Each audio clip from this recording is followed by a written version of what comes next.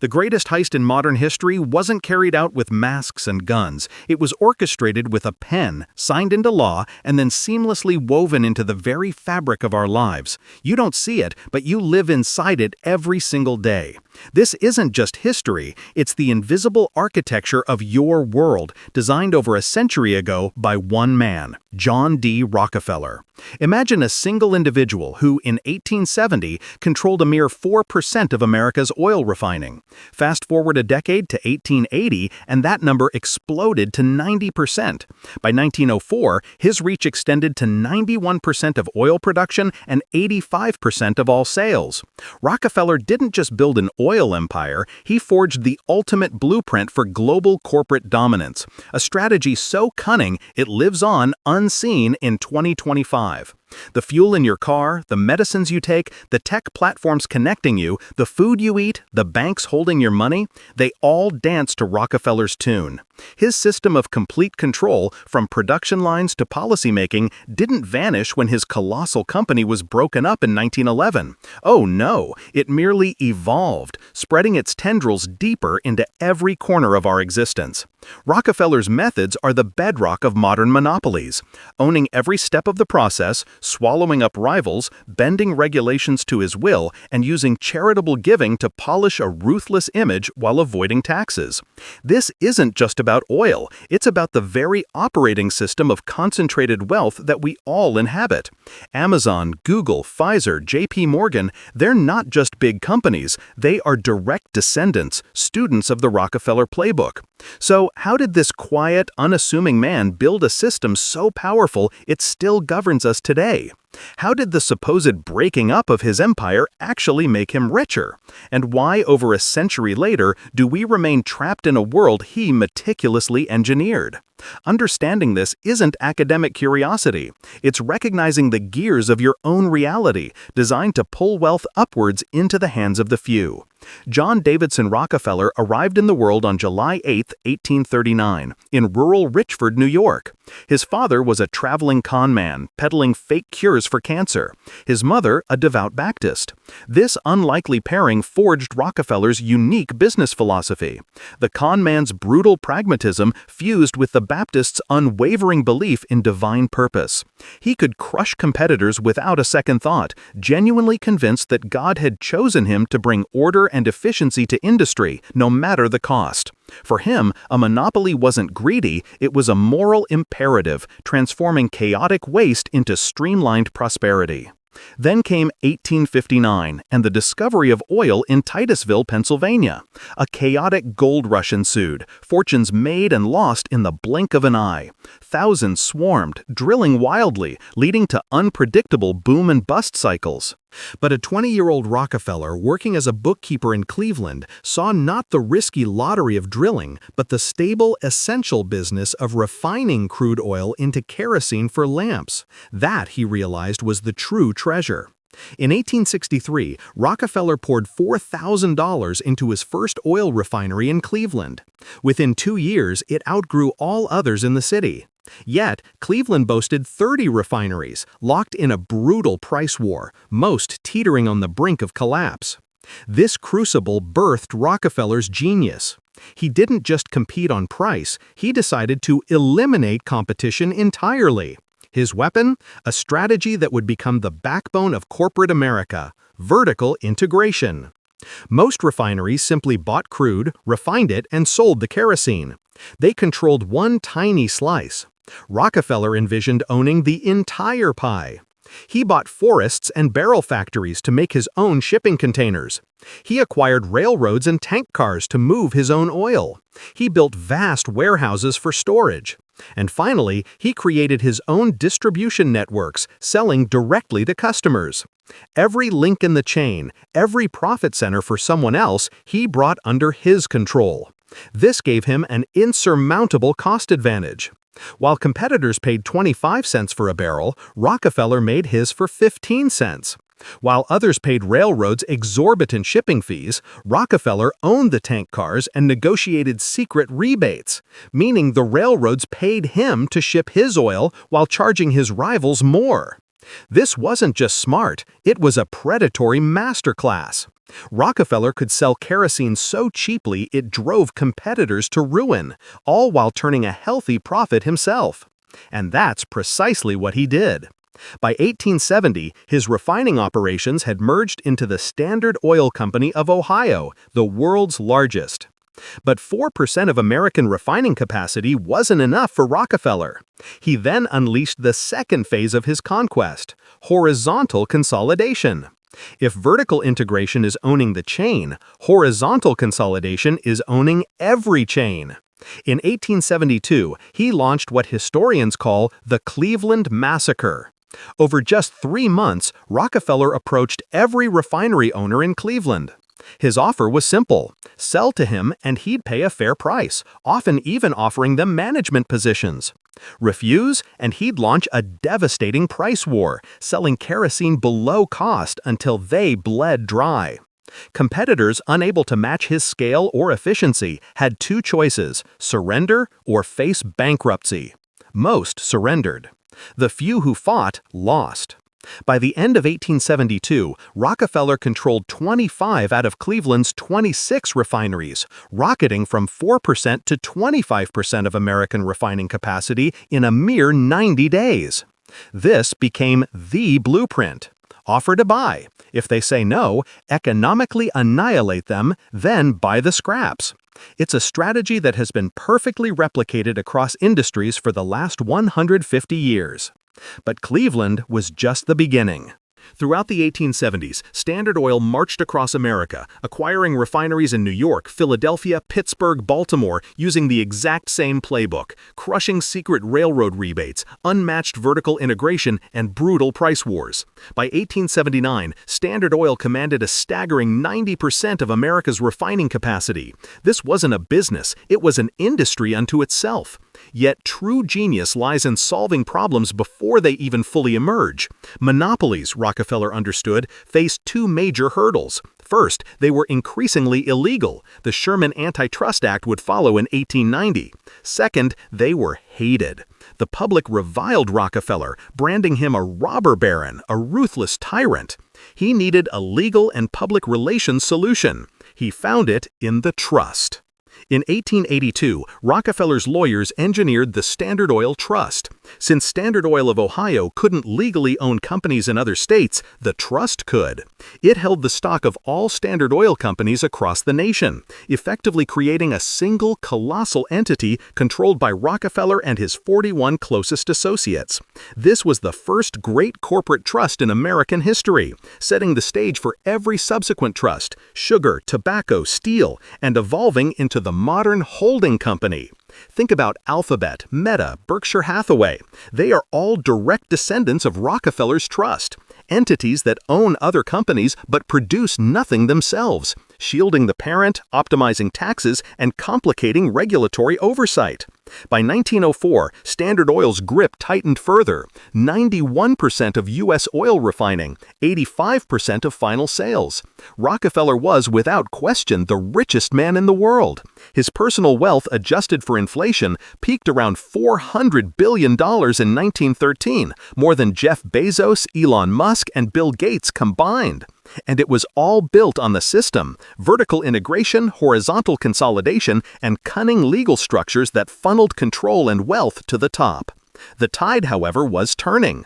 The Sherman Antitrust Act was passed in 1890. Crusading journalists like Ida Tarbell exposed Standard Oil's brutal tactics in her 1906 exposé. The public outcry became deafening. Finally, in 1911, the Supreme Court declared Standard Oil an illegal monopoly and ordered it to break up into 34 separate companies. This should have been the end, the system destroyed. But it was only the beginning of its evolution. When Standard Oil was dismantled, Rockefeller still held shares in all 34 new companies. Standard Oil of New Jersey became Exxon. Standard Oil of New York became Mobil. Standard Oil of California became Chevron, and so on. The breakup didn't destroy Rockefeller's wealth, it multiplied it. Before the split, Standard Oil stock was worth about $600 a share. Afterward, the combined value of the 34 new entities soared to over $2,000 per share. His wealth tripled. Why? Because forcing competition among entities he still owned drove innovation, and breaking one giant monopoly into 34 regional monopolies, all still dominating their areas, wasn't really breaking it up at all. It was a strategic reshuffle. And what about today? Most of those 34 companies have merged back together. Exxon and Mobil reunited in 1999. Chevron swallowed others. BP acquired Amoco. The supposedly dismantled Standard Oil monopoly has, over a century, quietly reassembled itself into ExxonMobil, Chevron, and BP. The system broke itself up to avoid regulation, then calmly put itself back together. But Rockefeller's true, most enduring legacy isn't oil companies. It's the system itself, the methods, the structures, the playbook. Look around you. Amazon employs vertical integration with Rockefellerian precision. Starting as a bookseller, it now owns warehouses, logistics, delivery fleets, payment processing, and even the cloud infrastructure that hosts its competitors' websites. Amazon Web Services, a $90 billion annual revenue stream, making more profit than its retail arm. Rockefeller controlled refineries, railroads, and distribution. Amazon controls retail, logistics, and cloud. Same playbook, different century. Amazon also masterfully practices horizontal consolidation, buying Whole Foods, Zappos, Twitch, Ring, MGM Studios, over 100 others. When it can't buy, it copies. Amazon uses data from its third-party sellers to identify successful products, then launches its own Amazon Basics versions, promoting them above the originals. This is the modern iteration of Rockefeller's brutal price war, legal, barely regulated, and devastatingly effective. Google mirrors Rockefeller's trust structure. Alphabet is a holding company owning Google, YouTube, Waymo, DeepMind, Verily, and dozens of other subsidiaries. It's the Standard Oil Trust reborn, a parent company controlling multiple operating entities, shielding itself from liability and making regulatory breakups nearly impossible. Pharmaceutical companies perfected Rockefeller's regulatory capture. Rockefeller didn't just compete, he shaped the rules. He lobbied for railroad regulations that favored Standard Oil and set kerosene quality standards his refineries could meet, but rivals couldn't. Today, pharmaceutical giants fund the FDA through user fees, lobby for patent extensions, and often help write the very regulations they're supposedly governed by. Pfizer, Johnson & Johnson, Merck, they learned from the master. Control the regulators, control the market. The financial sector is built on Rockefeller's holding company model. J.P. Morgan Chase, Bank of America, Citigroup, all holding companies owning vast networks of subsidiaries. When regulations like Dodd-Frank tried to rein in banks after 2008, the holding company structure made it incredibly difficult to know which entity to regulate. Rockefeller solved this problem in 1882. Banks just copied the solution a century later. And then there's philanthropy, Rockefeller's final brilliant innovation. In 1913, he created the Rockefeller Foundation with an initial gift of $250 million, over $7 billion today. It funded medical research, education, and public health. On the surface, pure charity. But dig deeper. It allowed him to avoid estate taxes. It gave him immense influence over which universities received funding, subtly shaping what was taught and researched. And most powerfully, it bought him legitimacy. The man who crushed thousands of rivals was now a beloved benefactor. The most hated man in America became a saint. The Rockefeller Foundation funded the birth of modern medical education, establishing a model for medical schools that emphasized pharmaceutical interventions over holistic care. This isn't a conspiracy, it's documented history. The foundation shaped American medicine to favor the pharmaceutical model, and pharmaceutical companies, many descended from Standard Oil's chemical divisions, profited immensely. Today, every billionaire uses this playbook.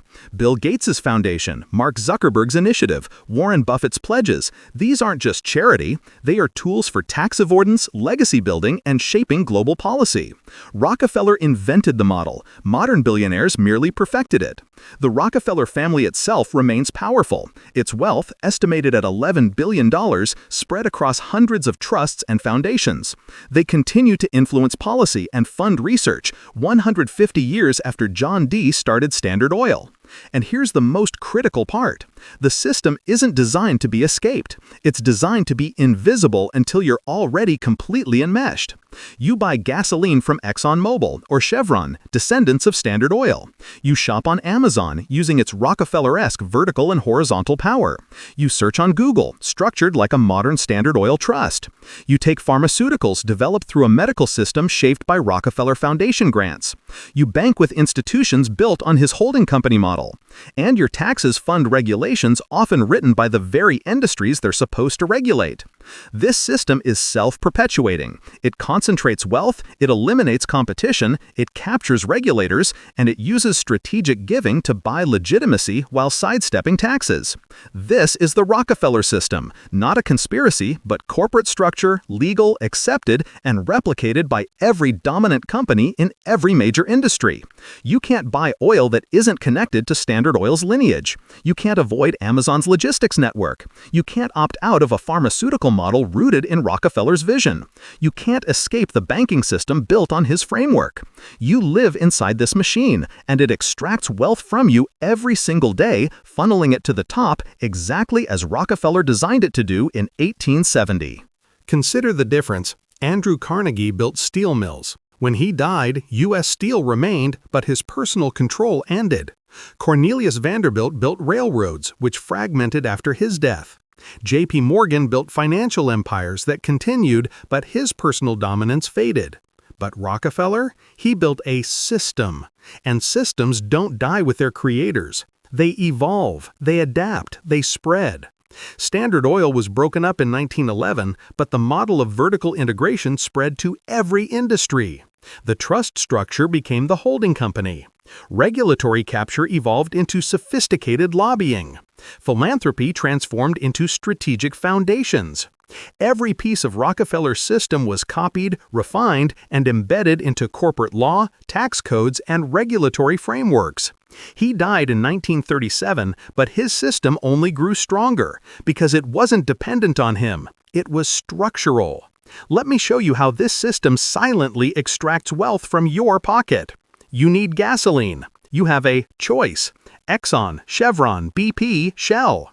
All are price-coordinated oligopolies descended from Standard Oil or using its exact methods. You're not choosing, you're merely picking between different branches of the same family tree. You need to buy products. You have a choice. Amazon, Walmart, Target. Amazon dominates through vertical integration, forcing Walmart and Target to either match its scale or perish. Same system, different companies. You need internet search. Google commands 92% market share, higher than Standard Oil's peak 91%. But Google isn't considered a monopoly by regulators because it's free. You pay with your data instead of money. Rockefeller would have adored this innovation. A monopoly so complete, users don't even realize they're paying. You need social media. Facebook has 3 billion users. Instagram? Also Facebook. WhatsApp? Also Facebook. You're not choosing platforms, you're choosing which meta property to use. Classic horizontal consolidation perfected by Rockefeller. You need healthcare. You see a doctor trained in a system shaped by Rockefeller Foundation grants. You receive pharmaceuticals developed by companies using patent extensions, regulations, and structures pioneered by Standard Oil's chemical divisions. You pay insurance companies using Rockefeller's corporate structures. At every step, wealth extraction. Every choice is an illusion. The average American spends thousands each year on gasoline, on Amazon, on healthcare, on internet and technology services. This is hundreds of thousands of dollars over a lifetime, transferring wealth not to innovative startups, but to monopolistic corporations leveraging 150-year-old tactics to eliminate competition and extract maximum profit. And you cannot escape it. Refusing gasoline means no work. Avoiding Amazon means sacrificing competitive pricing and convenience. Skipping Google means missing 92% of the internet. Eschewing Facebook isolates you socially. Refusing pharmaceutical medicine pits you against a medical licensing, insurance, and cultural system shaped by Rockefeller. This is Rockefeller's ultimate achievement, not becoming the richest man in history, but building a system that makes escape impossible. A system where every path leads back to consolidated corporate control, where competition is crushed before it can threaten the dominant players, where regulators protect incumbents over consumers, where philanthropy buys influence that perpetuates the system itself. But here's the crucial insight Rockefeller held and most people miss. The system isn't evil, it's efficient. Vertical integration slashes costs. Horizontal consolidation eliminates wasteful competition. Regulatory capture brings stability. Foundations fund genuine life-saving research. The system works. It delivers products cheaper, faster, and more reliably than chaotic, fragmented markets. Standard Oil made kerosene affordable for everyone, dropping prices from 58 cents to 8 cents a gallon, an 86% reduction. That's not exploitation, that's raw efficiency. Amazon delivers products in 2 days. Google answers every question instantly. ExxonMobil produces gasoline at scale. Pfizer develops life-saving drugs. The system delivers immense value. The problem isn't that it doesn't work. The problem is that it concentrates staggering wealth at the top, even as it delivers efficiency at the bottom. You get cheap gasoline, fast shipping, instant information, and effective medicine. Rockefeller's heirs and the modern corporate giants get trillions in accumulated wealth. Both truths exist. So what do? How do you navigate a system you cannot escape? You have 3 options. 1. Accept it. Understand that consolidation is a feature, not a bug of advanced capitalism. Embrace the efficiencies. Buy from Amazon, use Google, and accept that wealth will naturally concentrate. 2. Resist it. Actively support antitrust enforcement. Prioritize small businesses, even if it costs more or is less convenient. Seek alternatives, even if they're inferior. Vote for politicians who promise to break up monopolies. Make the system less efficient in exchange for less consolidation. 3. Understand it and position accordingly. If escape is impossible, then benefit from it. Invest in the dominant companies: Exxon, Chevron, Amazon, Google, Pfizer, JP Morgan. If the system extracts wealth from everyone and concentrates it in these corporations, then own these corporations. This is what Rockefeller did. He owned Standard Oil while everyone else bought its products. You can do the same, proportionally. Own the extractors instead of being extracted from. This isn't investment advice, it's pattern recognition. The Rockefeller system has concentrated wealth for 150 years. It will continue to do so because it's baked into our corporate law, tax codes, and regulatory structures. Fighting it is noble but exhausting. Escaping it is impossible. Understanding it and positioning within it is pragmatic. John D. Rockefeller died in 1937 at age 97. He lived long enough to see Standard Oil broken up, reconsolidate, and its methods spread across every industry. He lived long enough to see his foundation reshape American medicine and education. He lived long enough to see his grandchildren rise to the pinnacle of American finance and industry. He built a system that outlived him by a century and will likely outlive us all. The system is vertical integration, horizontal consolidation, corporate trusts, regulatory capture, and philanthropic influence. It began with Standard Oil, spread to steel, railroads, sugar, tobacco, then to automobiles, electronics, pharmaceuticals, and technology. Now it dominates every sector of the economy. You cannot escape it. You can only understand it. Rockefeller once famously declared, "Competition is a sin." Most interpret this as pure greed, but Rockefeller meant it theologically. Competition is wasteful, duplicates effort, destroys capital. Consolidation is righteous. It creates efficiency, serves consumers through lower prices. Monopoly isn't theft. It's the natural, efficient end state of markets. This was his worldview, and he built a system to enforce it. 150 years later, we live in that system. Amazon eliminates retail competition. Google eliminates search competition. Meta eliminates social media competition. Exxon, Chevron, BP control oil. Pfizer, Merck, J&J control pharmaceuticals. JP Morgan, Bank of America, Citigroup control banking. The consolidation Rockefeller started has reached its logical conclusion. The end state isn't thousands of competitors. It's 3 to 5 dominant players in every industry, all using Rockefeller's playbook. And the consolidation continues. Every year, fewer companies control more market share. Every year, barriers to entry get higher. Every year, the system gets harder to escape. This is the Rockefeller system, not Standard Oil, but the method, And that method is eternal, because it works. If this video opened your eyes to the invisible threads controlling your life, if you now see how the corporate structures that govern your world were conceived by one man a century and a half ago, then subscribe to this channel, because understanding the system is the first, most powerful step. You cannot escape the Rockefeller system, but you can see it. And seeing it, truly seeing it, changes everything.